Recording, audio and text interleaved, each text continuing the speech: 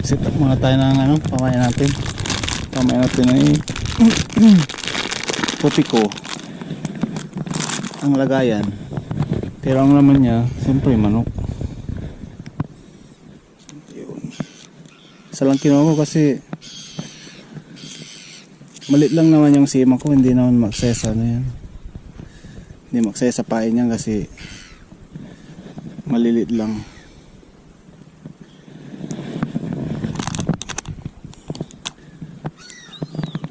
Pag naubos yung pain,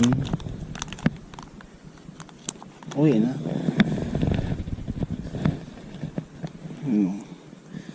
Ang pag-iwa ko ng pain ay malilit lang naman. Ito po ilagay. Ang daming ano, marami rin naming yata kagabi rito.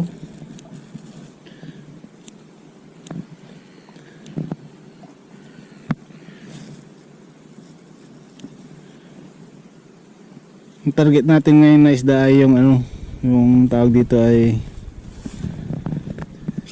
wariho. Yung ko anong tawag dyan sa Pinas, yung maliit na malapad, maputi. Ito yung mga ano pala natin, no? Lure natin na hindi umobra. May lure akong malaki rito, ito. Kaso magaang. Ayaw ko nang magaang kasi pag inagis ko ano, hindi lumalayo. Kaya hindi ko gaano ginagamit yan, hindi ko pa ginamit. Gusto ko yung mga mabigat.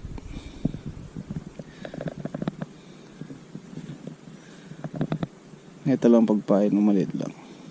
Kasi yung sima ko ano lang, napakaliit.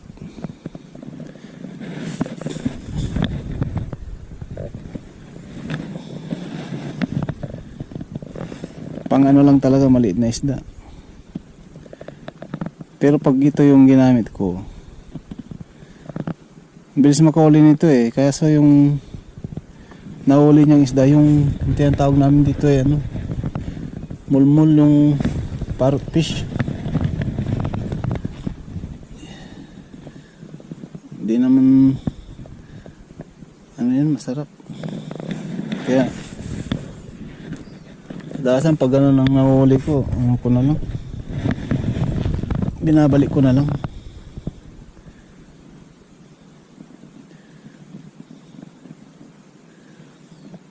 Maganda ngayon mamingwit kasi solo ko,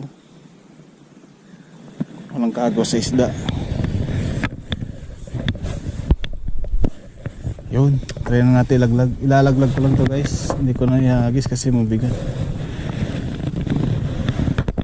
Ilalaglag ko lang. High tide naman eh, sigurado malalim. Ayan o, lalim o. Antay lang tayo ng mga ilang minuto.